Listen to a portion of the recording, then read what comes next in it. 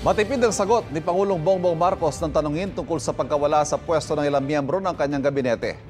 May buwelta naman ng Pangulo sa kanyang kapatid na si Senadora Amy Marcos at kay dating Congressman Zaldico.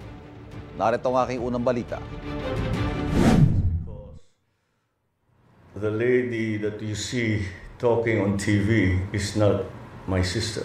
Ito ang reaksyon ni Pangulong Bongbong Marcos nang tanungin siya tungkol sa pahayag ng kanyang kapatid na si Senadora Amy Marcos sa rally ng Iglesia ni Cristo noong nakaraang Lunes.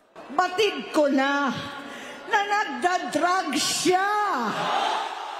Bukod sa Pangulo, idinawit din ng Senadora si First Lady Liza Araneta Marcos at kanilang mga anak. How do you respond to the drug use accusations made by no less than your sister, Senator Amy Marcos, against you and the First family? Sir, were you hurt by her accusations, and how do you explain these claims to the public? It's anathema to me to talk about family matters generally in public. We do not like to show our dirty linen in public. I'll just say this much. For a while now, we've been very worried about my sister.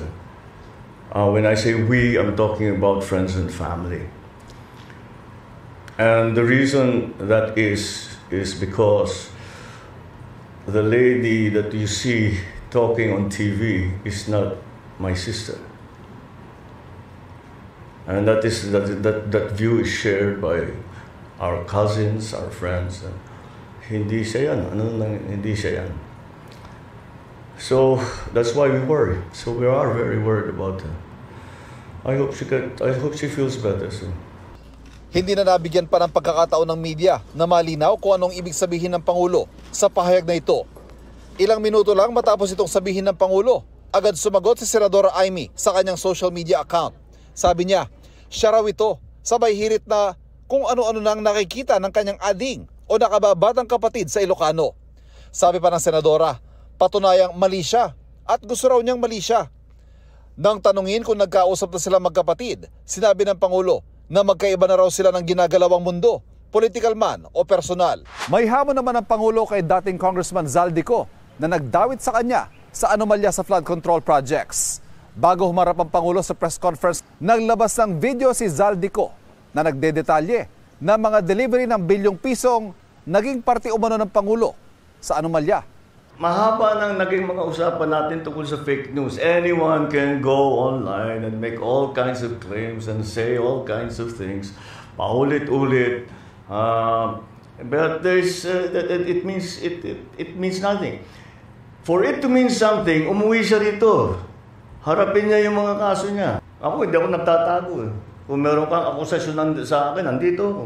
Naging matipid naman ang sagot ng Pangulo nang tanungin kung bakit pinag-resign sa kanyang gabinete sina dating Executive Secretary Lucas Bersamin at dating Budget Secretary Amenah Pangandaman.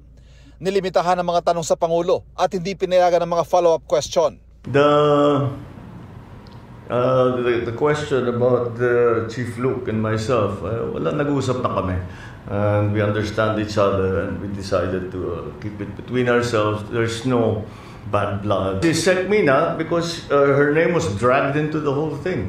We want to be sure that she's not in a position where she might be suspected of influencing all that. Nagpatawag ng press conference sa Pangulo para ipagmalaki ang transparency portal ng DPWH na kanilang inilunsad. Sa pamagitan nito, pwedeng hanapin ang alinmang proyekto ng kagawaran. Makikita rin kung kanino ang proyekto, sino ang kontraktor, magkano ang halaga, at kung ito ba'y tapos na. May mga larawan din ng proyekto makikita, kuha ng satellite imaging.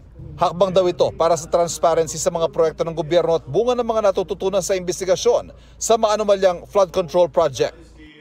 Ito ang unang balita. Ivan Mayrina para sa GMA Integrated News. Kapuso, huwag magpapahuli sa latest news and updates. Mag-iuna ka sa balita at mag-subscribe sa YouTube channel ng GMA Integrated News.